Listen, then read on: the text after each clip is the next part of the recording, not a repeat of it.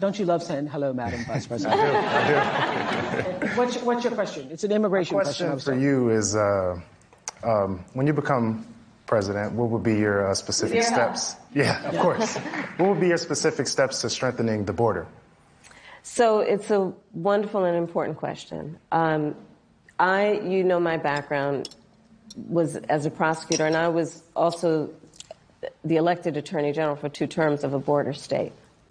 So this is not a theoretical issue for me. This is something I've actually worked on. Okay. I have prosecuted transnational criminal organizations for the trafficking of guns, drugs, and human beings. I take very seriously the importance of having a secure border and ensuring the safety of the American people.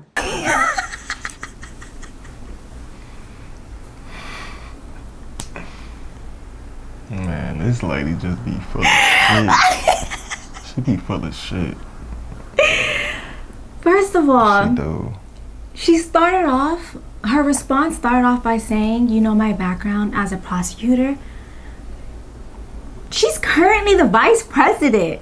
Why didn't she mention that first? And isn't she the border czar?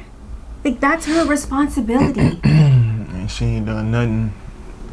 In the last 4 years, she ain't done nothing about this border.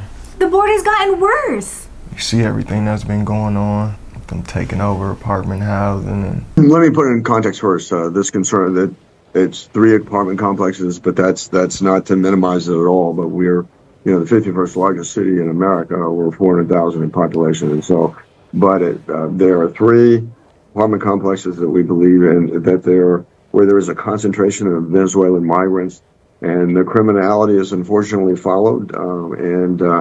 So we have a task force with local, state, and our federal law enforcement partners working on it to root these criminals out and get them off the streets. But it certainly concerns me. But it is in 3 apartment complexes. The Venezuelan gang, they were taking over in Colorado, and then we heard about them going over to Texas.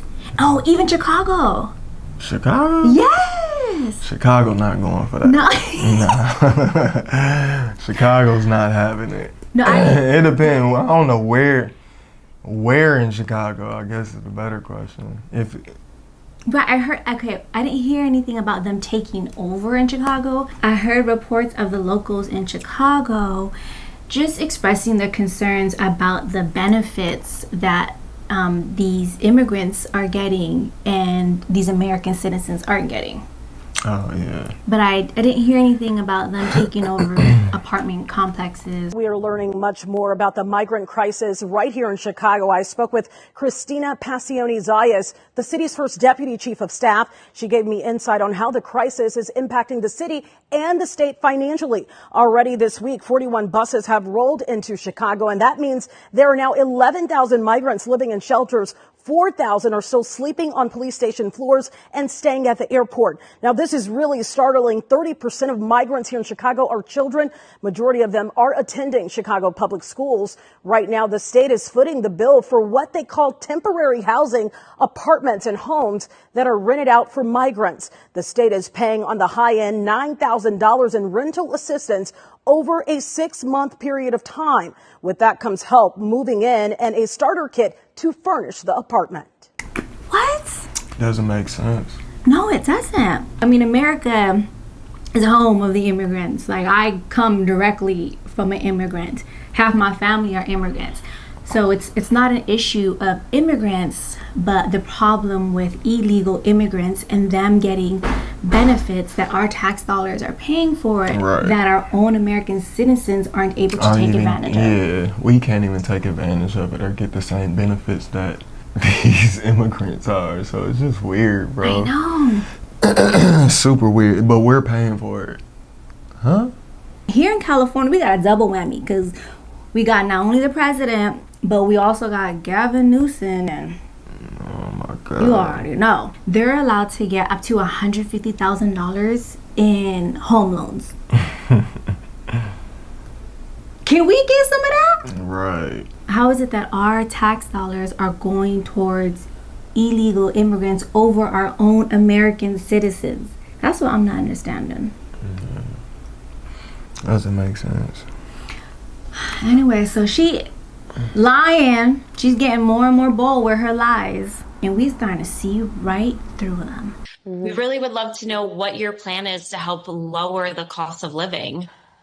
Yeah, first of all, thank you both for being here. And yours is a story I hear around the country as I travel. And in terms of both rightly having the right to have aspirations and dreams and ambitions for your family, and working hard and finding that the American dream is, for this generation and so many recently, far more elusive than it's been.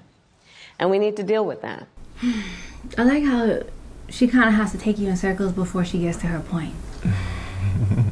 Just get to the point. How you gonna solve the problem that y'all started?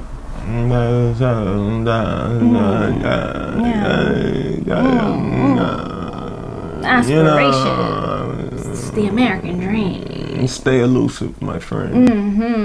Yeah. Welcome to America. Girl, get to the point. Get to the point. And there are a number of ways. One is bringing down the cost of everyday necessities, including groceries. So that's why I'm taking on, for example, price gouging, which is when, most companies and corporations are good, but for those bad ones, they take advantage of people, especially during a pandemic or extreme weather, and they end up jacking up prices, and there needs to be accountability and consequence for that. Talk about accountability. Aren't we going through an inflation because of the Biden and Harris administration? Yeah. We did it, Joe. I think it's like the biggest, the highest rates have ever gone up. Really? Yeah. I believe, I mean, I could be wrong, but yeah, I believe so.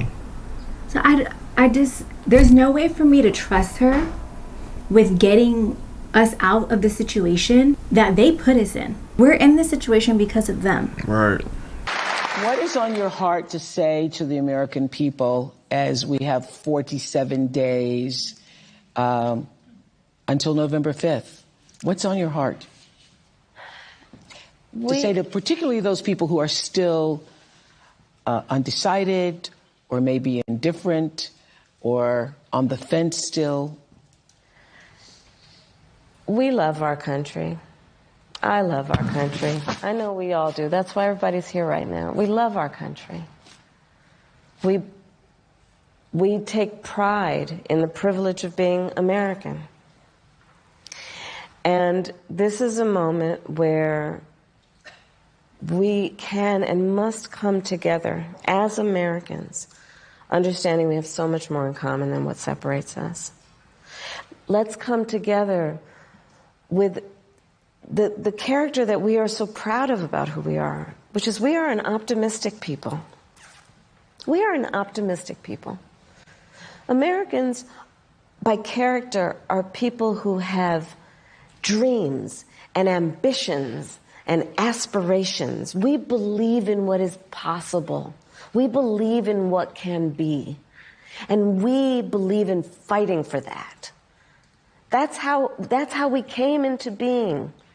Because the people before us understood that one of the greatest expressions for the love of our country, one of the greatest expressions of patriotism, is to fight for the ideals of who we are, which includes freedom to make decisions about your own body, freedom to be safe from gun violence, freedom to have access to the ballot box, freedom to be who you are and just be, to love who you love openly and with pride, freedom to just be. Oh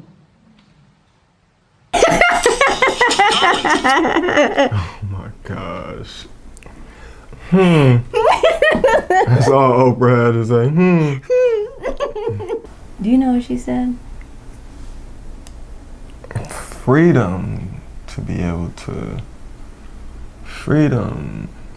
to be able to freedom. To be able, that's all I kept hearing. I was like, what are you talking about? I can tell you what she said.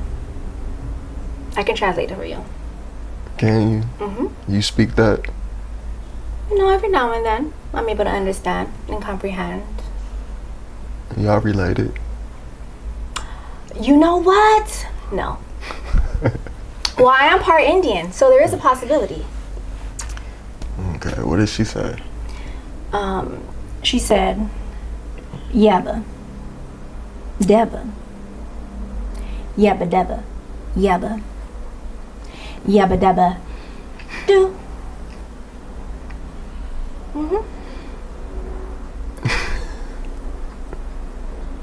You got it? Basically. Screw me, snake. If y'all need a translator, I got you.